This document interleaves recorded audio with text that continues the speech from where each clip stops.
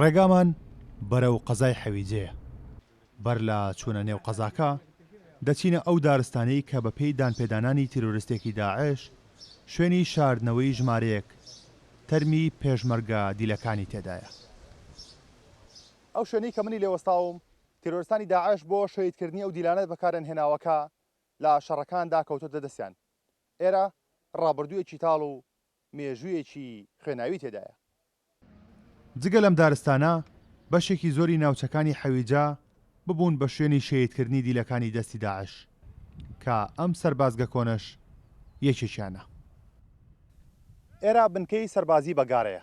لەم شوێنەدا ژمارەیەکی زۆر دیل هەبوون لە سەردەمی داعش و هەر لەم شوێنەدا بە دڕندەترین شێوە شەهید دەکران. بە شێوەیەک هاوڵاتیان وەکو باسی دەکەن جۆیان لە هاوار و ناڵەی ئەو دیلانە بوو لە کاتی شەهیدکردندا. هەر لێرەشدا باز لەوە دەکرێت کە گۆڕێکی زۆری بە کۆمەڵ هەیە تاکو ئێستا توانراوە ژمارەیەک لەو گۆڕانە هەڵبدرێتەوە و ڕووفاتەکان دەربهێنرێ و ڕەوانەی پشکنین کراون. بەڵام ژمارەیەکی زۆری ڕووفات لەم شوێنەدا بێ ناسنامە ماونەتەوە. ئێرە هەمان ئەو شەقامەیە کە 7 ساڵ بەر لە ئێستا دیلەکانی پێشمەرگەی تێدا نمایشکران بە بەرچاوی خەڵکەوە لە قەفەز نرابوون. تاکو ئێستا چارەنووسی ئەو پێشمەرگە دیلانە بەنادیاری ماوەتەوە و هاوڵاتیانی حەویجەش هیچ شتێک دەربارەی چارەنووسیان نازانن.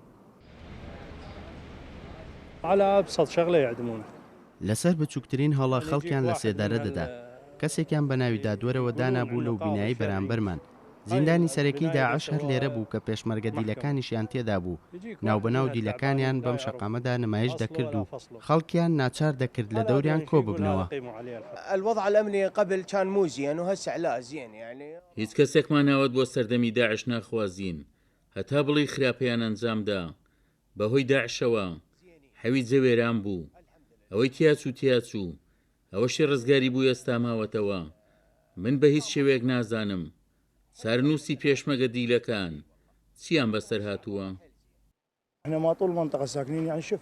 ئێمە دانیشتووی ناوچەکە بووین. دەمانبینیکەوە دیلەکانیان نمایش دەکرد. بەهۆی سیاسەتەکانی داعشەوە بە ناچاری حەویجەمان بەجێهێشت. کاتێک گەڕاینەوە هیچ دیلێکمان نەبینی. نازانین چیان لێ بەسەر هات. پێشمەرگە دیلەکانی دەستی داعش ژمارەیان 21 پێشمەرگە بوو.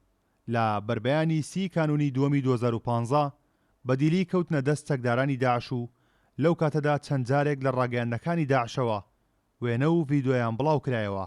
تەنانەت ڤیدۆی شەهیدکردنی بەشێکیان بیررا. بەڵام ئێستا لە نێو دەیان گۆڕی بە کۆمەڵی حەویجەدا ناسنامەیان ون بووە. کارۆن محەممەد کورد ساد نیوز قەزای حەویجە لە باشووری پارێزگای کەرکووک.